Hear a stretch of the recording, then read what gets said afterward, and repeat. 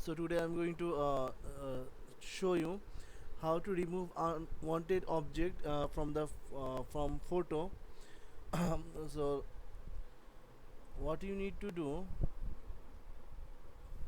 first I'm going to open selected photo. The photo from which I want to remove the object, and then what I'm going to do, I'm going to select the object. So I'm going to select the subject.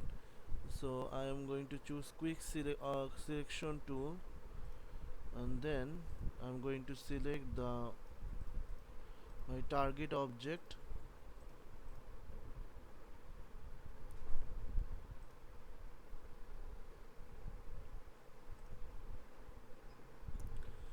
So okay, so and then what I'm going to do,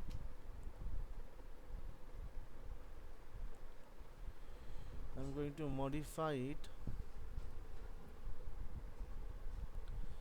and then I'm going to use remove it with the help of content aware tool. So you can see my object has removed successfully from the photo.